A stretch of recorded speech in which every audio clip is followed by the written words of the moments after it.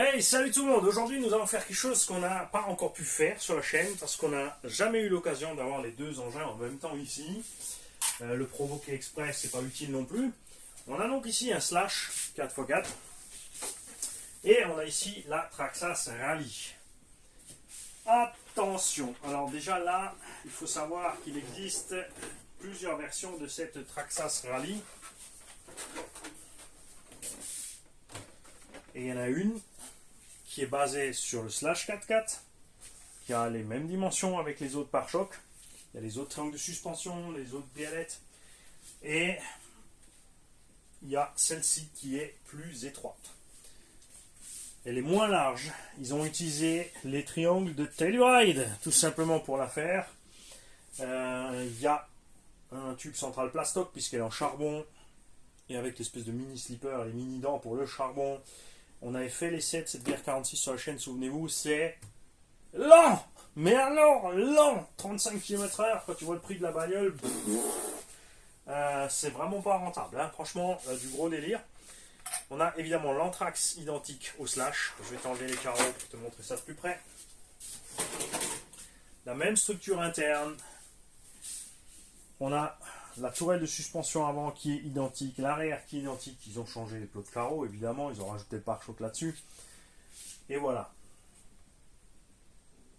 Et c'est le même châssis LCG aussi, avec les mêmes amortos plastiques Traxxas qui nous saoulent depuis bien longtemps.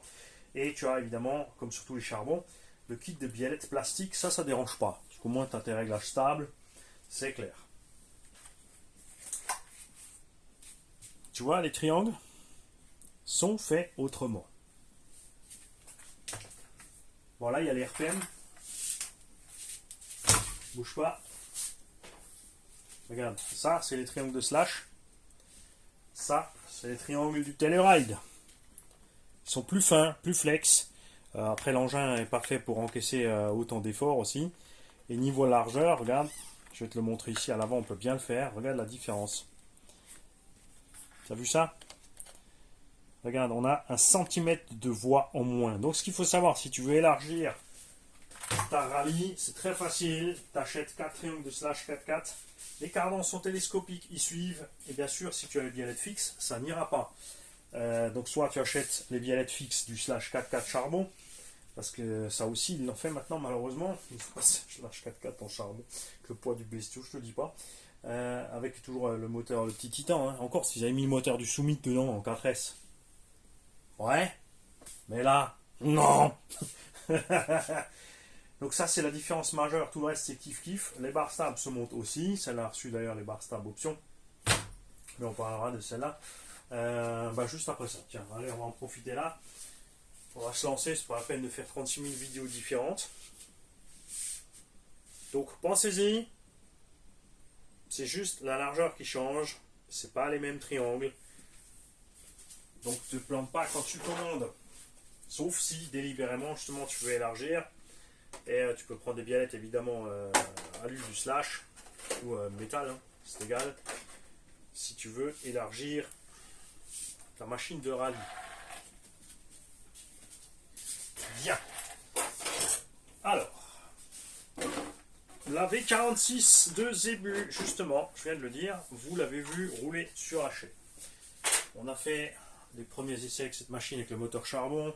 Je ne sais plus si on a roulé le pack entier ou si on a fait que quelques minutes, tellement saoulé qu'on était des performances catastrophiques de cet engin. Alors certains vont dire, ouais mais t'achètes pas ça pour les performances, c'est la 46 Valentino Rossi, c'est juste pour rouler ou c'est pour débutant ou n'importe. Au prix où c'est vendu, tu prends pas ça pour un débutant. Alors on a des roues spécifiques au rallye sur cet engin, mais elles sont faites comme les roues de SC. On a la taille haute à l'extérieur et basse à l'intérieur, la carreau t'aimes ou t'aimes pas, c'est vrai que la Ford Fiesta elle est belle, bon pas dans les couleurs Valentino Rossi, j'ai rien contre Valentino Rossi, détendez-vous, c'est les couleurs juste noir-jaune comme ça.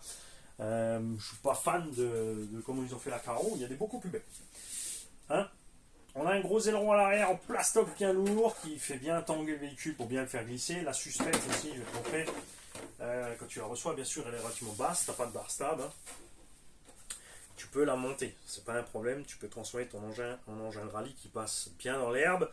Herbe et terre, les chemins de terre, tout ça, plus, non. J'oublie évidemment de vouloir rouler en forêt ou n'importe où ailleurs. C'est vraiment juste pour du tout chemin. Hein. Prairie tendue et asphalte, gravier, tout ça. Là, ça passe bien. La carreau, étonnamment solide pour une carreau Traxxas, je dois le dire.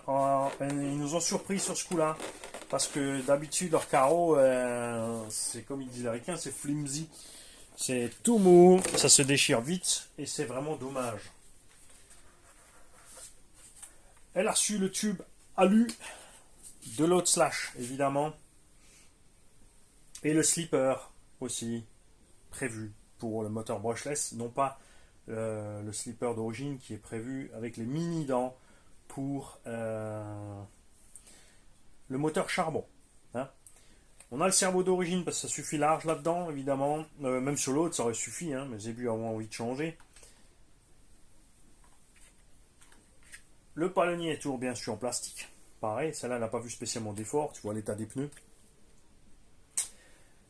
On a un variateur Obi-Wan VPSC8 qui prend 4S. Attention, le moteur ne prend pas 4S. Alors lui, c'est un moteur Goul RC 3660 3800 kV. Donc un peu plus balèze que le Vélignon d'origine, un peu plus de kV. On est resté sur un petit pignon. Le but, c'était pas d'y aller plus fort que ce que peut faire le Véli. C'était juste, comme toujours, la petite puissance en plus est pratique avec le même pignon. Ce moteur est plus balèze que le Véli et on a mis le même pignon dessus. Comme il est plus balèze, il force moins. Donc les petits kV en plus, les 300 kV en plus, il peut les emporter sans problème. Tu peux évidemment changer ce moteur vu que tu as un Vario 4S. Si tu as envie de mettre un 2000, 2500 qui prend 4S, tu peux le faire. Mais attention à la transmission. Hein, tout ce qui est cardan, alors les diffs ils vont tenir. Comme dit, tant que tu restes sur un pignon acceptable. Le but, c'est pas dans 4S d'aller plus vite que le 3S. Si tu mets du 4S pour pouvoir rouler comme des GT8, oublie les constructions short curse. Hein. Ça ne tiendra pas dans le temps, les roulements vont se flinguer. Bon, les cardans, ok, tu as des options et tout, mais tu seras trop limité sur les diffs et les roulements. C'est des diffs de satellite. Ça va chauffer, saturer beaucoup plus vite. Alors, soit tu fais vraiment juste un run de 10 minutes, après tu laisses refroidir une demi-heure avant de continuer ta route. Mais perso, c'est vraiment pas ce que j'aime faire avec ces châssis. Si tu veux rouler GT8, prends une Obao GTS, GTB, VT, 250-280 € le châssis à poil, 450 les RTR. Ça, en charbon, c'est tout aussi cher. Hein, quand c'est sorti, je crois qu'il fallait compter dans les 400, ouais, 380 ou 450 € à peu près le prix de ces rallyes à charbon. Du délire pour moi, personnellement. À l'arrière, ils ont mis un morceau de pare-choc du Stampede 4x4, hein, pas du Slash. Et ça s'arrête là. Roulement à billes partout, suspension, tu vois, là on a mis à peine les petites cales, parce que c'est vrai que comme ça, la suspecte, on a laissé les huiles d'origine. Là, on est bien pour faire un peu du tout de surface tranquille. Cette machine aussi est propre. Elle n'a pas beaucoup servi à la frotter parce qu'elle est basse, hein, sans plus. Elle a vu un peu l'humidité, même pas. Il n'y a que ces deux vis là, mais ces deux vis là, je crois que c'est les vis elles-mêmes qui avaient déjà vu la flotte. Regarde comme elles ont rouillé. C'est délirant, alors que les autres n'ont rien. Donc on a deux vis de qualité totalement merdique que j'avais mis moi. Ne me demande pas d'où elles sortent. Ah la vache, comme elles ont rouillé. On avait fait une petite plaque avec du PVC pour bloquer le vario dedans. Ça fonctionne à merveille. Lui, il n'a pas de problème de surchauffe. Hein. Là, avec le 3S, il rigole. Tout va bien. Donc petit récap, c'est un engin en très bon état, je vais de la carreau, qui a reçu un Obi-Wan VPS C8, un moteur Goul RC, c'est un moteur pas très cher, il n'y a pas de mystère, mais il fonctionne bien là-dedans, puisque le but de Zébu n'était pas d'en demander trop à la machine. Lui, ce qu'il voulait surtout faire, c'est driftouiller un peu avec. Il n'y a pas la boîte. Il y a la radio, ça c'est une radio qui n'a pas de TSM, c'est les versions charbon, je crois qu'il n'y a même pas le bouton multifonction là-dessus. Si je ne me trompe pas, ouais. Voilà. Tu reçois celle-là avec, après ça suffit large, hein. Tu as ton trim de direction, toutes les autres fonctions programmables bien sûr ici aussi. Il n'y a pas lieu de paniquer, ça marche à merveille. Il y a une très bonne portée, c'est tout ce qu'on leur demande. Donc là aussi, si tu es intéressé, tu me mails. rcgarage68@gmail.com.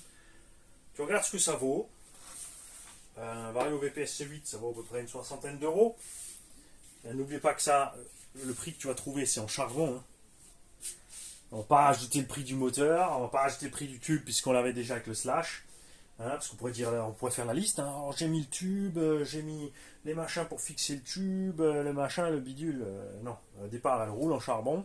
Là, on a mis le slipper et le tube du brushless. Ça fait que la même chose. Ça fait toujours que rouler, c'est juste que tu as le brushless en plus. Hein. Donc, n'exagérez pas. Trouvez-vous ce que vous avez envie d'investir. Je répète, là aussi, pareil. Hein. C'est un engin qui a pris que la poussière, donc on va pas faire un nettoyage complet. Hein. Petit coup de soufflette. Peut-être frotter un peu le châssis. Petit coup de rénovateur plastique pour lui donner un peu de bling bling. N'hésitez pas. Le rénovateur plastique, personnellement, c'est celui que je prends chez Super U. Je me demande tout le temps, c'est quoi ce produit magique que tu utilises? C'est pas un produit magique, c'est le Rénov plastique extérieur. Ne prends pas le nettoyant de tableau de bord. Si ça sent la vanille, tu t'es planté de produit. Petit bonjour à la fripouille, à Hobby, tout le monde me l'a fait ce coup-là. T'arrives sur le terrain, ça sent bon la vanille. T'as pris du nettoyant de tableau de bord. Ah, ta gueule. C'est le rénovateur plastique extérieur. Et c'est un produit ululu. Si vous trouvez d'autres rénovateurs plastiques extérieurs, prenez, c'est pas parce que c'est du. Hein. Vraiment, la marque m'est égale tant qu'il fonctionne. Et d'ailleurs, regarde, je vais te faire la démo. Pour que tu comprennes. Ça, c'est pour ceux qui aiment bien avoir les machines propres. L'autre truc, c'est que ça laisse le plastique flex. Alors, on va prendre un bout qui est quelque chose qui est devenu un peu gris quand même déjà. Alors, le pare-choc est bien propre et noir. Là, on a des traces de frottement. On va nettoyer ça. C'est toujours gris. Évidemment, là, c'est humide. Ça brille. Hein? Faudrait le laisser tout simplement sécher. Je vais juste le frotter quand même. Je vais juste l'essuyer. Regarde, c'est pas comme ça qu'il est le plus efficace. Hein? Et ça reste comme ça après. Le côté brillant va s'enlever, mais ça te récupère le beau côté bien noir et propre du plastique. Là, l'idéal, ce serait de mettre un coup de brosse, hein, avec des poêles, pour bien aller dedans. Mais tu vois, tu arrives à récupérer le côté brillant et neuf du plastoc. Hein? Si tu balances par-dessus la terre, ça va masquer. Hein? Ouais, tu vois, là, maintenant tout est plein de terre, j'en fous par-dessus. Ça va faire propre, mais là, en séchant quand même, tu vas quand même voir la terre. Il faut quand même l'enlever, hein, quoique, regarde. Regarde ton train arrière, regarde, on lui nettoie le tutule. On va lui mettre les couches culottes après. Voilà, enfin bref, je vais pas la tremper. Si ça me prend, je vais dégager les deux vis qui ont rouillé juste parce que c'est immonde. Et que c'est dommage vu l'état général du véhicule. Petit rappel aussi à ce sujet-là, on a les abos qui m'ont montré ça parce que moi je ne savais pas du tout. Valentino Rossi a son propre site de vente, les amis. Et sur ce site de vente, il vendait, tu peux avoir en Italie, tout ce qui est en V46. Donc ils ont les Latrax qu'ils ont bradé, je crois, à 150 euros. Quelque chose comme ça, ou 120 ou 130 euros. Bon, il y a le frais de port depuis l'Italie. Celle-là, il y avait aussi, maintenant je ne sais pas tout ce qu'il y a encore. Je crois qu'ils ont fait un slash aussi en charbon, en V46. Si j'ai bien vu, je ne me souviens plus. Donc les fans, évidemment, connaissent la boutique. Si vous ne savez pas, ou si vous voulez absolument un truc V46 machin, allez voir ce qu'il y a. Comme c'est les fins de série, je crois que. Enfin, je sais pas s'il reste encore quelque chose. Hein. Ça fait un moment qu'il m'en avait parlé, je vais complètement oublier. Ça me revient juste parce que. On l'a en main, la petite V46 là. Voilà. Donc tu me mails, on discute du prix, de ce que tu veux mettre. Si éventuellement tu veux de la modif. Je répète, le moteur c'est un moteur d'entrée de gamme, suffit large pour faire le boulot. Hein. C'est à la hauteur aussi de ce que va empêcher la méca de la machine. Si tu passes par exemple sur ça, moteur 3670 2500 kV, ça c'est celui qui est badgé JLB. Pareil, hein, c'est pas de la super méga qualité, mais il fait super bien le taf. Ça en 4S. Hein, par exemple, je te montre le moteur du os. Hop là. Par contre, celui-là de super qualité, ça on le sait, c'est clair. il peut emmener la bestiole de 5 kg sans crever. Ça, c'est le genre de moteur, par exemple, qui irait super bien avec ce petit Vario 4S. J'en ai deux là d'ailleurs, je crois. Ou j'en ai plus qu'un. Il y a ça. Si tu veux pas y aller trop fort, tu peux mettre ça. 3660 en 2600 kV. 3670 en 1900 kV. Ce genre de petit moteur vaut entre 20 et 30 euros. Mais ils font bien le taf. 3674. 1900 kV si tu veux être en 4S avec de l'endurance par exemple. Si là j'en ai un deuxième. J'en ai deux, c'est bon. Donc s'il y en a un de vous qui veut un de ces moteurs dedans, comme dit, ça va de puissance raisonnable, équivalente à ça, mais avec moins de chauffe, plus d'endurance, à moins raisonnable. Par contre, si tu passes à moins raisonnable, n'oublie pas que tes cardans, à un moment, ils vont lâcher. Alors c'est pas la catastrophe, puisque maintenant ils font des cardans, les cardans du Traxxas OS, les gris, par exemple, ou du Rustler 4x4, sont beaucoup plus solides, feront large l'affaire dans cette machine. Tant évidemment que tu restes sur des trucs raisonnables. Si tu vas dans l'herbe avec des gros crampons méchants, de buggy 1/8, ça va forcer. Là, ça va aller moins bien. Hein. Donc pense-y. Réfléchis un peu à ce que tu veux et ce que tu veux faire de l'engin. C'est à ça que ça sert de me contacter. On discute, tu me dis ce que tu veux, nettoyer, pas nettoyer, réviser. Réviser, c'est du gâchis, les mecs. Réviser, c'est du gâchis. La machine est. Elle n'a pas fait les 10 packs. Hein. Il y a encore les graisses d'origine dans les diffs ou les huiles d'origine Traxxas. Voilà. Hein. Pense au coup des triangles. Tu peux pas faire le bourrin avec cet engin comme tu peux faire le bourrin avec le slash. Ça va casser avant, les triangles sont moins solides. Après, ils sont pas chers, ils sont faciles à trouver.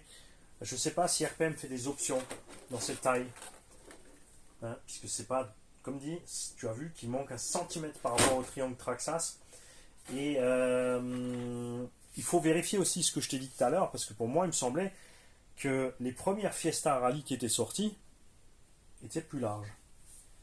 Ouais, ça impliquerait qu'ils aient changé la carreau aussi, ça me paraît bizarre. Donc en fait, j'ai peut-être dit une connerie. Donc, renseignez-vous, ceux qui savent, dans les commentaires, les mecs, je veux votre participation. Je veux vous voir dans les coms.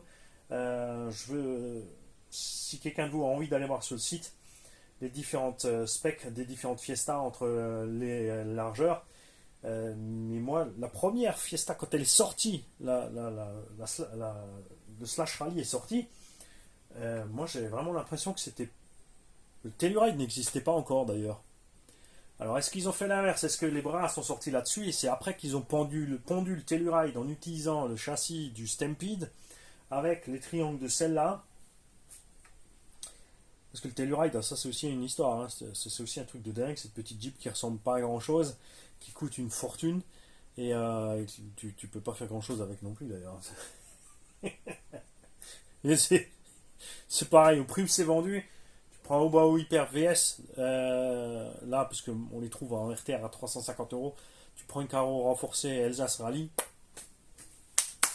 c'est fait, t'es en 4S, t'es beaucoup plus endurant, t'es 10 fois plus solide. La VMAX, tu peux la brider si t'es débutant, mais au moins tu sais où t'en es, et les pièces sont pas chères. Heureusement chez Traxxas aussi les pièces sont pas chères, mais je parle pour le budget de départ, hein. Il y a des trucs comme ça, des fois ils font des délires comme ça chez Traxxas. Bon, il n'y a pas que malheureusement. Bon allez, j'y vais. Je vous avais prévenu, maintenant que je suis pas obligé de gueuler comme un âne avec le micro, j'ai pas les oreilles qui sifflent, forcément je peux traîner plus longtemps sur mes vidéos. C'est aussi parce que j'ai pris peut-être un peu de temps en ce moment pour certaines choses, mais pas tout. Les mecs, je vous souhaite une bonne journée. J'attends de vos nouvelles dans les commentaires, dans les mails si vous êtes intéressé par le véhicule. Là-dessus aussi, tu peux mettre les adaptateurs de 17 mm, donc qui n'existent pas. 68 56 X. D'ailleurs, sont livrés avec. Hop, tiens, cadeau. Et des roues GRP 1/8. Ou SP, PMT, ce que tu veux. Donc des roues, piste, vraiment. Pense au fait que l'engin est plus léger qu'une GT8. Une GT8, c'est à peu près 3,8 à 4 kg. C'est lourd, hein, les grosses carrosseries, les gros roulements, les grosses transmissions. Ça, c'est plus léger. On va vite te la peser d'ailleurs en batterie. Parce que peut-être que c'est qu'une impression. Parce que la carreau est lourde quand même. Ouais, 2,4 kg. hors batterie, hein. Alors, tu mets encore 300 grammes de batterie, tu as 2,7 kg. Peut-être que même avec les roues GRP, ça sera un poil plus léger. Donc tu as moins de 3 kg en 3S, ça passe. Tu n'es pas obligé de passer en 4, mais je te l'ai dit, j'ai 2-3 possibilités là, si tu as besoin et si tu veux. Tu mets ça avec, tu mets les roues pistes, tu es parti sur la piste. Il y a les bar stab exprès en plus pour ça. Oui, ça aussi c'était une option. Ouais, il grimpe mine de rien le prix, hein. Mais fiez-vous, hein. Ah, truc très important, ça. Alors ça se monte sur le cardan normal, hein. Il y a juste la goupille. Il n'y a rien qui traverse qui visse. Donc tu mets ça contre. Ça, il faut absolument le monter à la Loctite bleue, voire rouge, parce que ça c'est en acier. Ça c'est en alu. La sortie du cardan est en fer blanc. Ça travaille différemment au niveau température. Ça va se desserrer, ça va secouer, ça va se barrer, je te le promets. Pour le trouver, c'est la misère. Tu ne les trouves pas séparément. Tu peux le faire toi-même avec un tube que tu vas fileter en M3 ou M4 ou M5, ce que c'est, faisant une fente au bout pour mettre ton tournevis plat. J'en ai fait plein moi-même déjà, parce que j'en ai perdu plein forcément. Mais ouais, fais gaffe parce que ça se met avec une petite clé Allen, l'empreinte n'est pas très profonde, donc faut bien le mettre, faut bien serrer. Quand tu veux démonter, prends soin aussi. Hein. Voilà. Salut les gars. Ouais, j'y vais là. Sûr. Quoi, je suis encore là? Bah ouais, en fait, je suis bien là. Ciao!